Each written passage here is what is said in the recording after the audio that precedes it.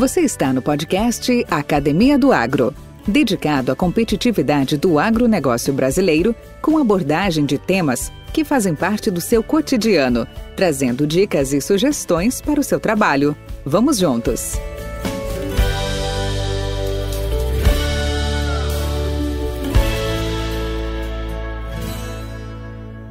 Olá, amigos do podcast Academia do Agro, sejam bem-vindos a mais esse episódio semanal, onde nós vamos ter a satisfação de conversar com meu amigo Ricardo Arraes, aonde vamos explorar aí um agroempreendedor, um entusiasta aí da cultura do açaí e que ele vem fazer o depoimento aí da sua trajetória, da sua história, do seu negócio, que aliás é muito interessante, muito curioso. Espero que todos vocês apreciem.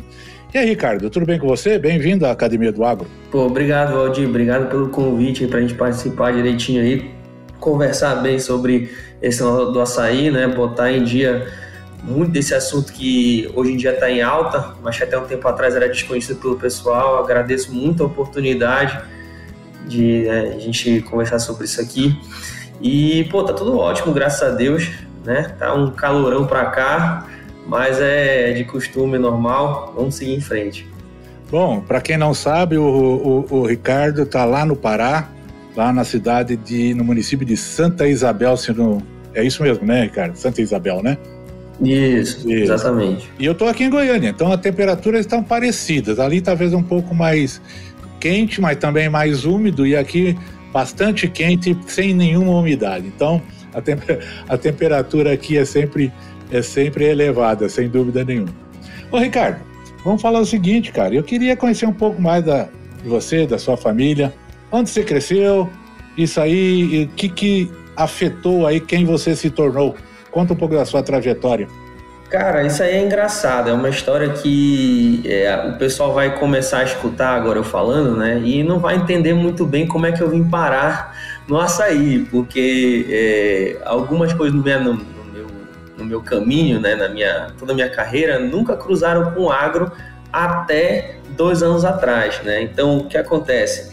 Eu sou de Belém, né? O meu pai é maranhense, boa parte da minha família é maranhense também.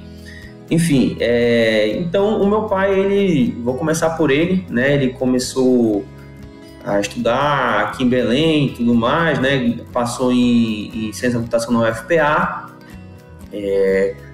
abriu uma empresa de tecnologia e até hoje a gente trabalha nessa empresa. Nós somos sócios nessa empresa também, além do nosso terreno, né, que a gente planta açaí, certo?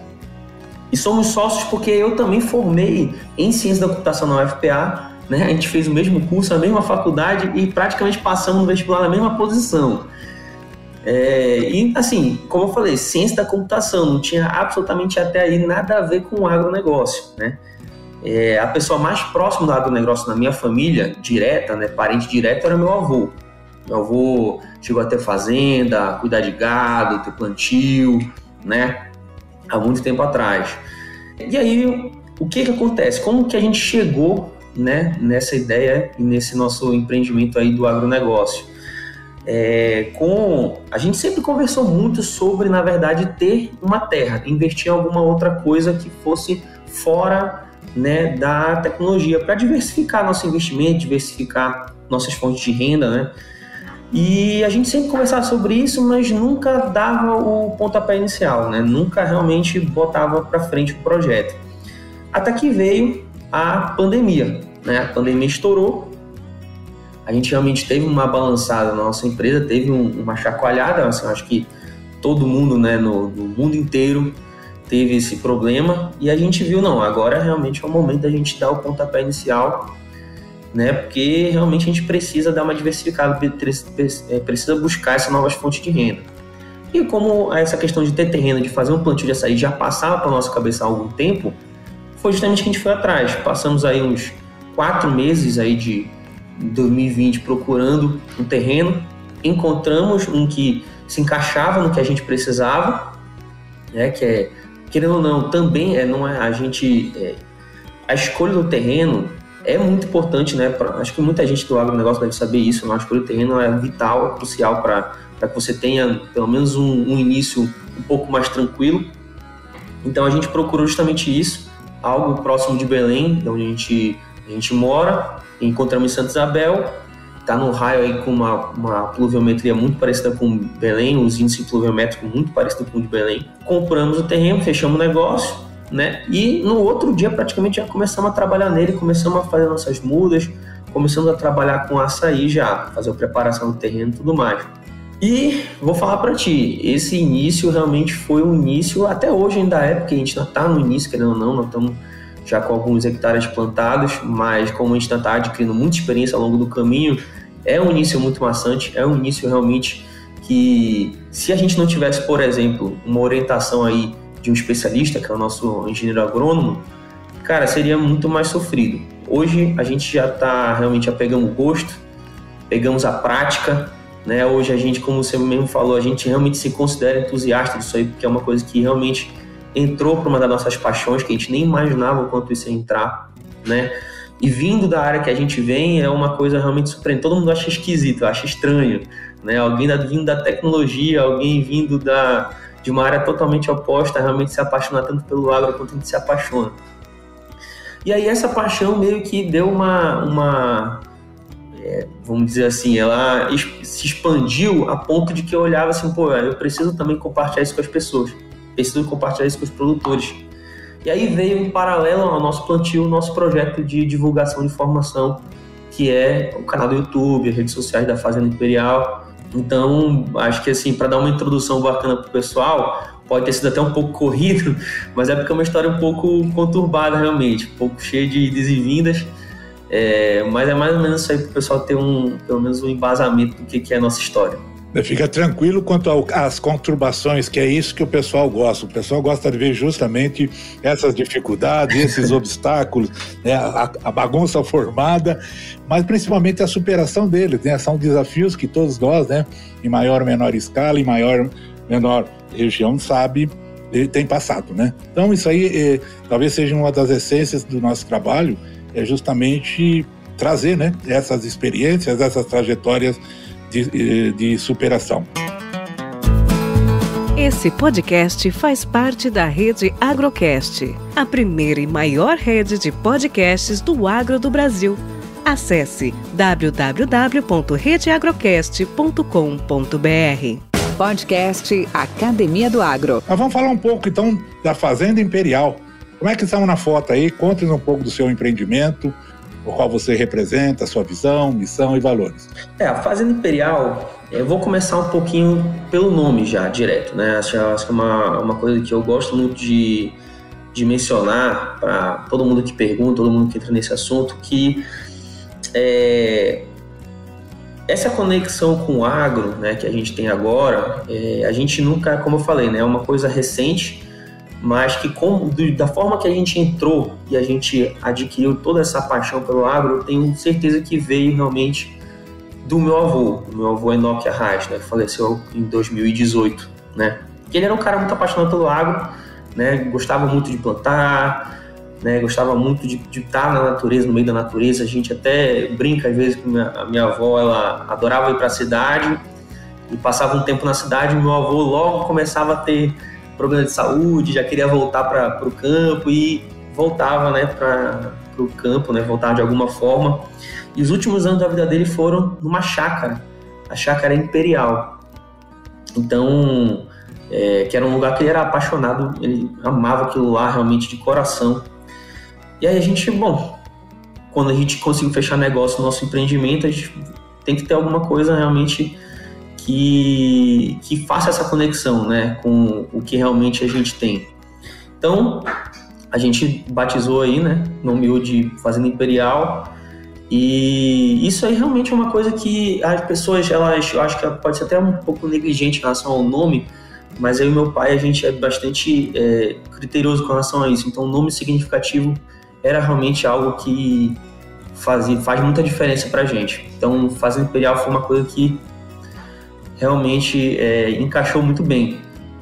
E, como eu falei, a gente fechou o negócio e no outro dia a gente já estava realmente trabalhando, metendo a mão na massa. A gente é pequeno produtor, né? E além de ser pequeno produtor inexperiente.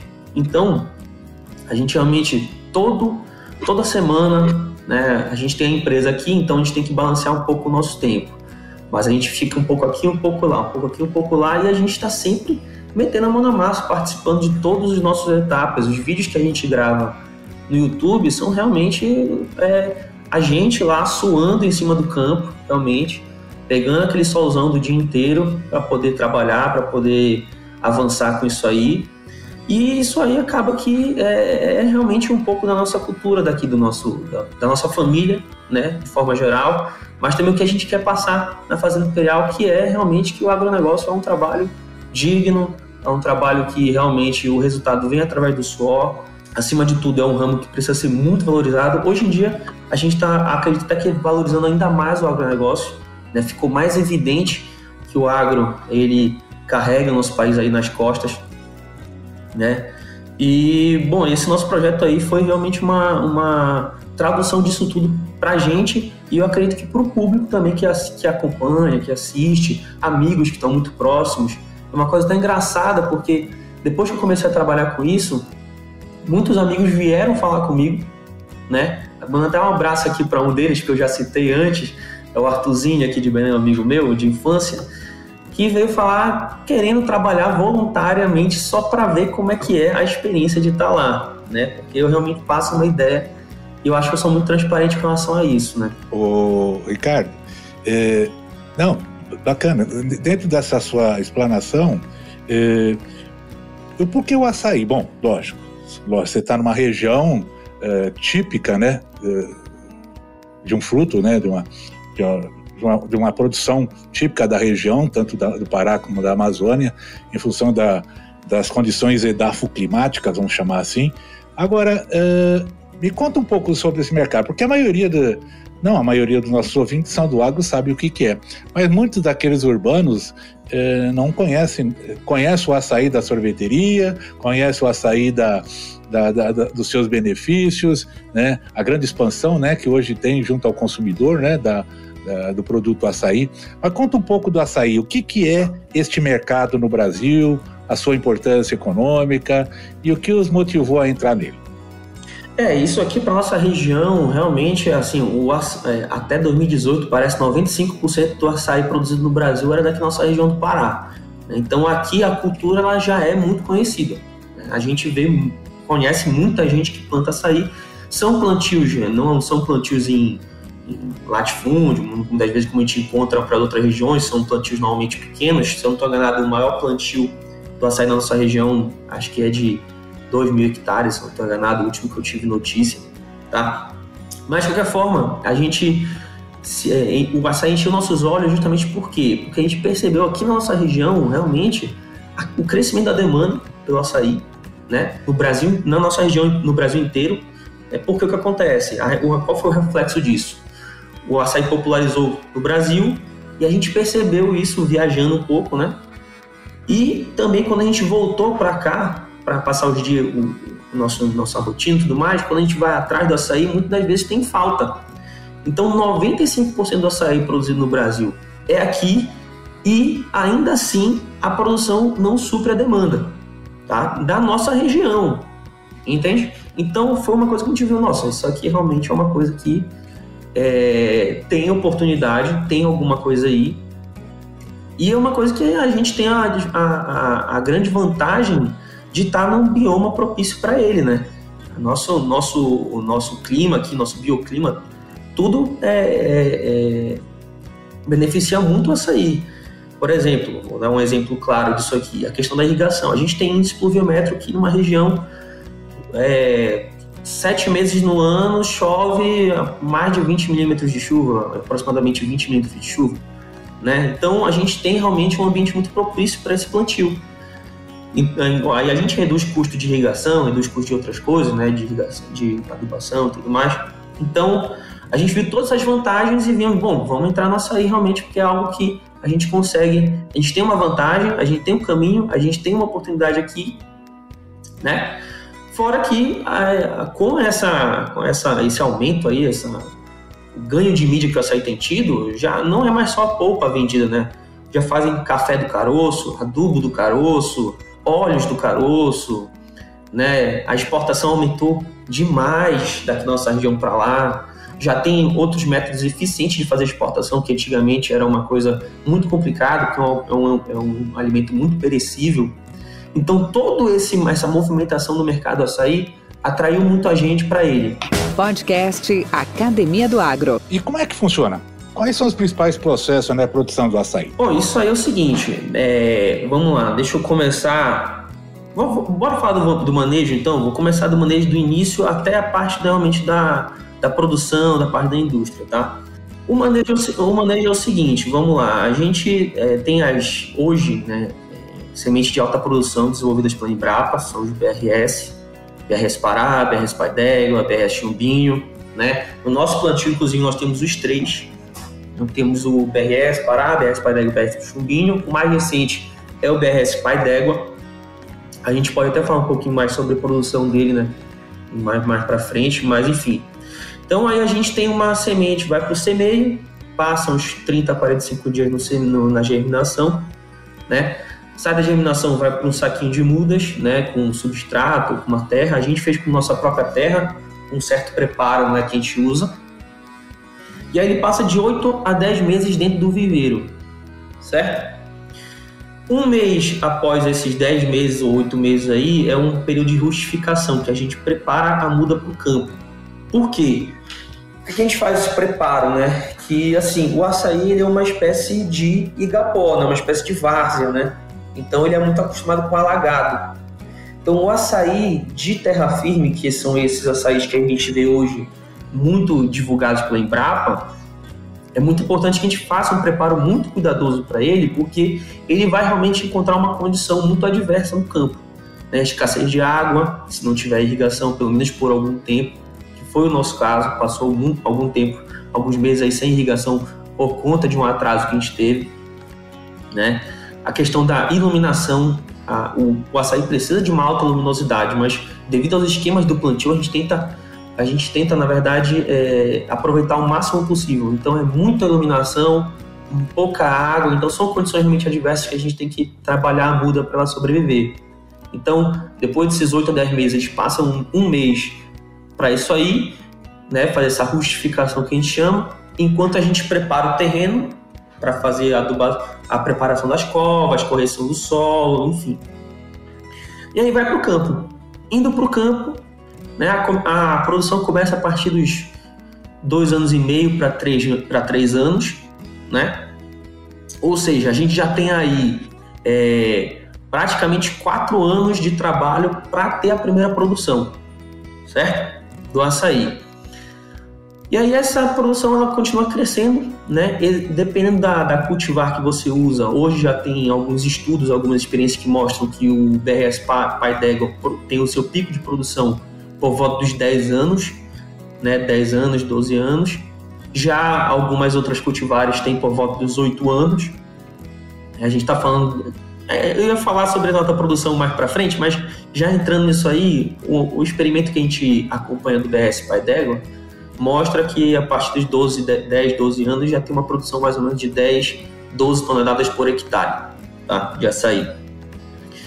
E aí, mais ou menos a idade média do açaí, o período de vida dele que ele tem lá ainda comercialmente viável até seus 25 anos, né? E aí, essa produção que a gente faz, né? Vamos lá, vamos começar agora a falar da parte de beneficiamento, né? A gente colhe o açaí, normalmente, né, ainda é um trabalho muito artesanal, é uma pessoa que sobe, o pecunieiro que a gente chama, né, cata o açaí lá de cima, coloca em um recipiente. Essa questão da comercialização da unidade de comercialização do açaí, ela varia muito de região para região. A mais usada ainda é a lata, mas isso varia. Na nossa região, por exemplo, é basqueta, que são 2 latas e meia, mais ou menos. Né? Então, passa para o recipiente que vai ser comercializado, aí ou vende para um atravessador, ou leva para o ponto, ou vende para uma indústria, né? E aí começa a parte do despolpamento, né? Vai despolpar o açaí. Primeiro, a Embrapa sempre recomenda, e a vigilância sanitária também vai atrás disso, né? Que seja feito o choque térmico do açaí, né? Você pega ele, aquece e depois esfria rapidamente para ter o choque térmico para poder matar, na verdade, qualquer micro-organismo. Teve muito problema um tempo atrás com relação ao barbeiro que criava ninho e aí muitas das vezes estava lá o micro-organismo da doença de Chagas, né? Enfim. Então esse choque térmico aí é muito importante. E aí ele passa pelo processo de despolpamento. Vai bater o açaí que a gente chama, sai a polpa, né? E aí, dependendo de como for, a polpa já feita isso, ela pode ser congelada, mandada para fora, né? Ou então pode ser adicionado água, né? Na nossa região é muito comum isso, que a gente tem um açaí do fino, médio, grosso, e aí tem um percentual de água adicionado, e aí é vendido no varejo. Então, basicamente, para exportação também está a questão da liofilização, né? Que a gente transforma o açaí em pó para exportar, que é muito comum fazer isso. Então, disso aqui, rapidinho, eu destrinchei praticamente o processo inteiro para o pessoal que está escutando. É mais ou menos assim como funciona hoje em dia. Existe também o processo em paralelo, né? Que a gente pega o caroço, transforma em adubo, uma compostagem. Também tem a questão de moer para transformar em café. Então hoje está sendo muito explorado isso aí, mas a questão da polpa ainda é o principal. Acho que eu não sei os números exatos, mas eu lembro de ter visto alguém falando que ainda era em torno de 85% o aproveitamento do açaí era relacionado à polpa, os outros 10% relacionado a adubo, usando o caroço, e agora tem crescido muito o café e o óleo. Ricardo, você já comentou algo nesse sentido tal, né? Mas o que se pode esperar para esse setor nos próximos anos? Valdir, é o seguinte, assim, a nossa expectativa, vou ser bem sincero, tem sempre ser muito pé no chão com relação a isso, porque ele tem tido um crescimento muito rápido, muito acelerado nos últimos anos. Chega a ser até caótico isso aí, porque assim, a gente vê o açaí na safra com um preço e vê na entre safra ele com às vezes 2 vezes, 3 vezes o preço. Tá? Então e esse preço só tem crescido em torno de uns 10, 15 anos para cá, só tem crescido. Tem tido até, para te dar um embasamento sobre isso e para o público também, tem tido até manifestação dos batedores de açaí, porque os intermediários estavam cobrando um preço muito absurdo, justamente porque as indústrias com poder aquisitivo estavam comprando esse açaí por um preço muito elevado. E aí estavam viabilizando o negócio dos batedores de açaí, de lojinha de açaí que vem. Então, tem sido realmente um crescimento muito acelerado. A gente tenta manter os pés no chão, como eu falei, porque se estabilizar do jeito que está, já é extremamente lucrativo, é muito viável para a gente. Já a gente recupera o investimento rapidamente e já começa a atuar no verde, com bastante um leque grande de possibilidades, Agora, se continuar crescendo dessa forma como está crescendo, eu realmente não sei te dizer até onde vai, porque ainda tem um espaço muito grande para exportação, e para consumo interno do próprio país. A gente tem como 95% do açaí produzido no Pará, mas já tem experiência de produção dele no Nordeste. No Cerrado agora até teve um projeto com a Tereza Cristina, a ministra Tereza Cristina da Rota da Fruticultura, que plantaram as primeiras mudas de açaí BS Pai d'Égua no Cerrado com irrigação. Então, assim, realmente é uma coisa difícil de prever, mas se estabilizar já é algo muito positivo. Se aumentar, aí realmente é um negócio sensacional. Podcast Academia do Agro. Ricardo, é lógico, você está num processo preliminar, vamos dizer, numa das primeiras etapas, dos processos de produção do açaí. Daqui a alguns dias, daqui a uns 2, 3 anos, está entrando em colheita, pós-colheita, quiçá o processamento e embalagem também sendo feito. Isso aí é muito, muito, muito promissor. Agora, você como iniciante na área do agro, como pequeno agricultor, quais desafios você poderia hoje compartilhar com a gente que você tem enfrentado nos dias de hoje, como pequeno produtor? Isso aí é um negócio muito interessante, Valdir, porque é o seguinte, a gente que está de fora, acho que na verdade vou dar até posso até estar falando uma besteira aqui, mas eu acho que pode ser enviesado, sabe o que eu vou falar agora, mas assim, a gente não tem muito contato, a gente não sabe realmente como funciona a agricultura do pequeno produtor, porque na verdade não é isso que sai na mídia, não é isso que a gente vê na mídia, nas redes sociais, na internet, jornais. A gente olha o agronegócio e enxerga, na verdade, somente o grande produtor. Então a gente que está de fora imagina muito o seguinte: a agricultura ela é só desse jeito, é só um negócio grande, é só mecanização, é só um trabalho realmente de logística envolvido e tudo mais, né? E assim, quando a gente entra de fato e começa a galgar nosso espaço, né, dar nosso primeiro espaço nisso aí, como pequeno produtor, a gente realmente encontra uma realidade muito diferente, mas muito diferente mesmo. Primeiro porque, ainda mais agora, né, que agora teve esse aumento dos insumos aí, que exige realmente um sacrifício muito grande financeiro, né, e logístico também, porque a gente tem que programar nosso operacional com muita antecedência para que seja feito com bastante eficiência. Mas enfim, do início a gente percebe o seguinte: é realmente um trabalho que a gente precisa estar acompanhando muito de perto, né? O dono vai estar ligado isso aí, realmente praticamente colado nisso aí, não tem muito para onde fugir, não tem como deixar na mão de nenhuma outra pessoa.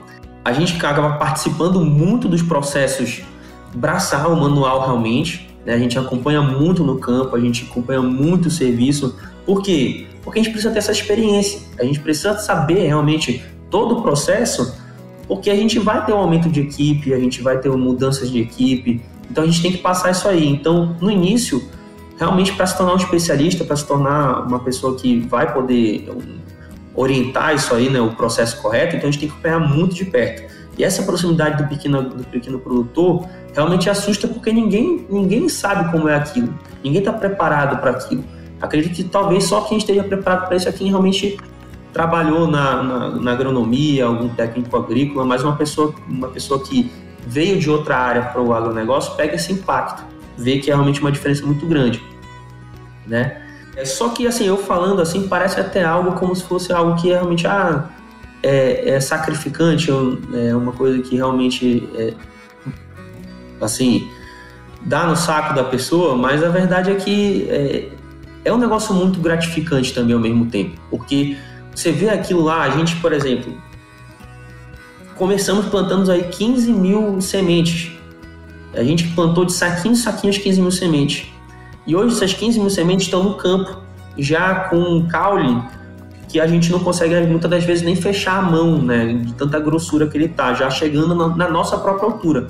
Então a gente viu aquela semente virar já uma árvore quase do nosso tamanho, muitas das vezes até maior. Então é um negócio que a gente consegue, eu acho que é um diferencial da agricultura, que a gente consegue enxergar os nossos resultados, né, de uma forma muito mais palpável, né, e isso realmente é um negócio muito gratificante para qualquer empreendedor. Então foi um negócio que realmente me fascinou desde o início. Esses desafios que a gente tem são desgastantes, é realmente cansativo, mas no final das contas tudo isso aí eu garanto que vale muito a pena para quem estiver escutando, que tem vontade de começar ou que está seguindo isso aí pelos mesmos desafios, seja em fruticultura, horticultura, enfim. Isso aí é um negócio que superar esses desafios realmente é um negócio muito, muito gratificante e recompensa bastante. Ricardo, quais os planos e próximos passos do seu empreendimento?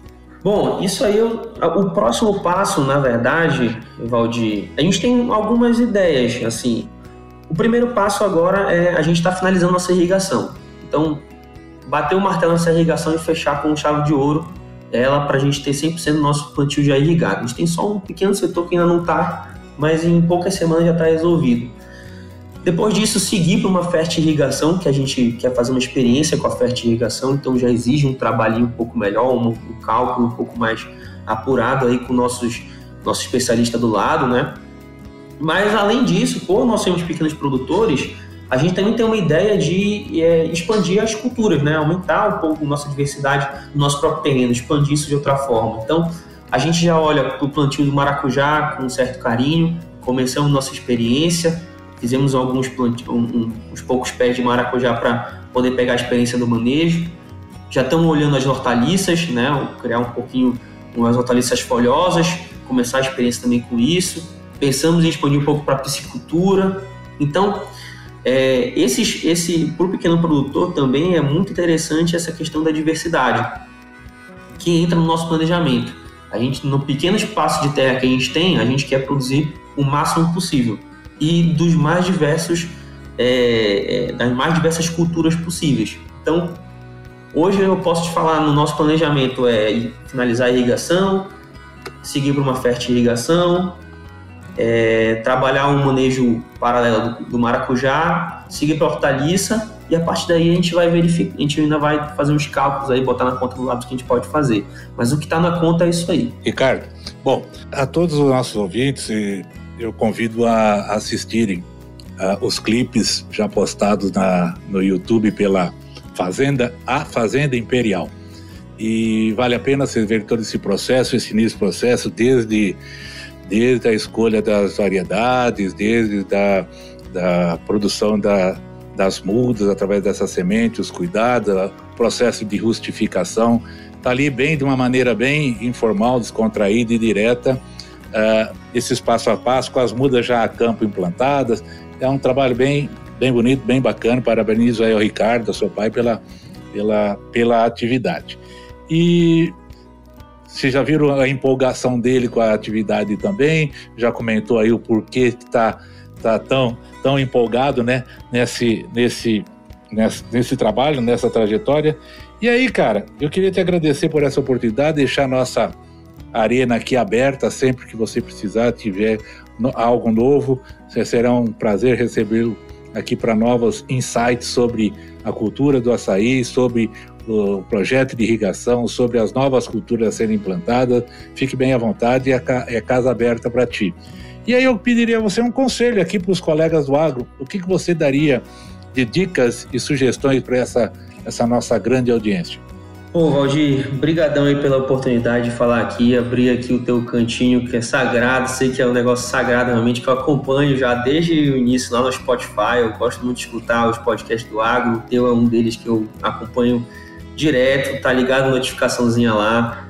Muito obrigado pela oportunidade de estar falando aqui pro pessoal, mostrar um pouco da minha paixão e compartilhar com o pessoal também isso. Eu sei que tem gente aí que pode estar escutando e tá precisando desse empurrão, tá precisando ter uma noção sobre isso aí. É uma coisa que a nossa iniciativa de mostrar isso nas redes sociais, justamente para que esse pessoal tenha um amparo aí, né, de alguma coisa que eu não tive, né? Então, muito obrigado de verdade mesmo, espero voltar. Vamos manter contato aí pra gente organizar alguma coisa interessante pro pessoal, tá?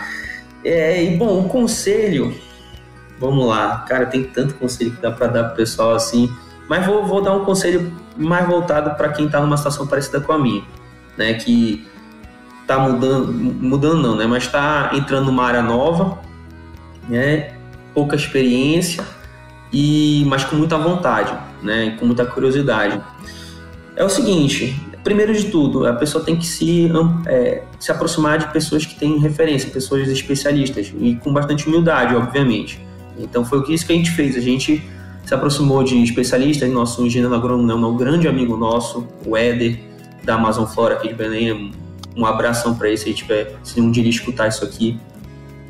Os nossos amigos nossa assessoria jurídica também são muito importantes, ter uma assessoria jurídica da Coimbra Nóbrega, no meu amigo Cláudio, de muitos anos, né? Então, esse é o primeiro passo.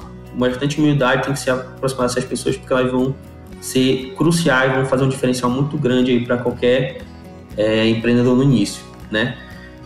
E a pessoa não pode nunca deixar a chama dessa curiosidade se apagar, né? A pessoa tem que estar sempre buscando conhecimento, buscando informação. Eu mesmo nunca pensei que eu estaria dessa forma, mas até um livro eu já estou fazendo sobre essa questão do manejo, de tão apegado que eu fiquei a isso, né, ao açaí, ao agronegócio. Então, a pessoa não deixar essa chama da curiosidade se apagar, com certeza vai levar ela muito longe nessa nossa área, buscar conhecimento nas fontes mais diversas possíveis, sempre olhar um contraponto do que a gente encontra como consenso, porque muitas vezes é um consenso agora, mas a agronomia o agronegócio, a agricultura, a pecuária, ela é muito dinâmica. Então, uma verdade agora, daqui a 2 anos, alguns meses pode não ser mais, né? Então, é muito bom ter isso aí, é muito bom ter muita essa informação e o pessoal tem que sempre estar buscando isso aí mesmo. Acho que são esses 2 conselhos que eu posso dar e que realmente, se a pessoa levar a sério, ela vai muito longe.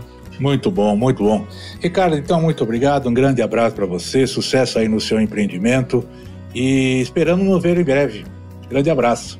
Abração, Valdir. Espero mesmo também que se veja em breve. Nutriceller Soluções Nutricionais. A linha mais completa de fertilizantes convencionais para o país. Composta por macro e micronutrientes e também aditivos para aplicação via solo e folha, gerando assim maior produtividade, qualidade e praticidade ao agricultor. Nutriceller. Soluções nutricionais inteligentes e eficientes, sempre atenta às necessidades dos agricultores. Com temas expressivos e dinâmicos, esse intercâmbio semanal visa oferecer um melhor desenvolvimento em suas habilidades profissionais e nas atividades e práticas do seu cotidiano. Somos da Academia do Agro, o podcast para todos aqueles apaixonados pelo agronegócio. Te aguardamos no próximo episódio. Até lá!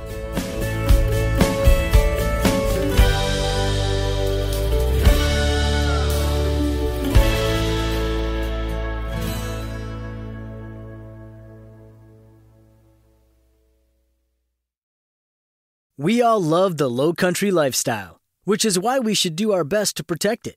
To get insurance that helps you protect your home from whatever the Low Country throws at you, contact CT Lowndes & Company today. Their local agents can review your coverage to help make sure you're properly protected.